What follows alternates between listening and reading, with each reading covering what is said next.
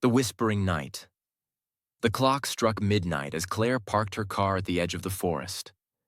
The night was heavy, shrouded in a dense fog that crept like ghostly fingers across the ground. Her flashlight flickered weakly as she stepped out, its beam swallowed by the suffocating darkness. She had heard the stories of Black Hollow Woods, a place where people vanished without a trace. But tonight, she dared to find out for herself.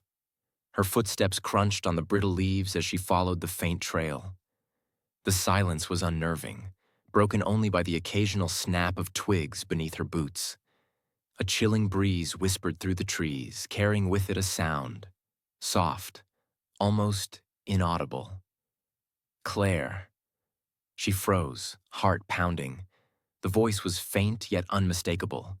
She swung the flashlight around, its dim light illuminating the twisted branches overhead. Nothing. She pressed on, trying to convince herself it was just her imagination.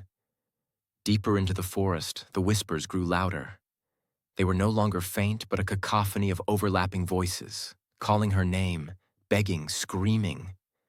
The trees seemed alive, their gnarled limbs reaching out as if trying to pull her into their embrace. The air grew colder, her breath visible in the faint glow of the flashlight. Suddenly, the beam caught something, a figure standing motionless in the distance.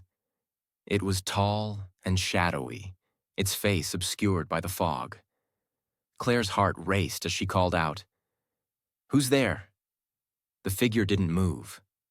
It just stood there, watching. Summoning her courage, Claire stepped closer, but the figure dissolved into the fog. She turned around, only to find herself face to face with a mirror image of herself, pale and lifeless, eyes black as the void. "Leave," it whispered, the voice distorted and hollow. Panicked, Claire stumbled backward, her flashlight tumbling to the ground. In the dark, the whispers returned, louder and more frenzied. Hands, cold and skeletal, grasped at her arms, her legs, her throat. She screamed, her voice swallowed by the forest. The next morning, her car was found abandoned at the forest's edge. The search party ventured into Black Hollow Woods, but found no trace of her, except for her flashlight, lying in the dirt, still flickering weakly. And deep within the woods, if you listen closely at midnight, you can still hear her whispering for help.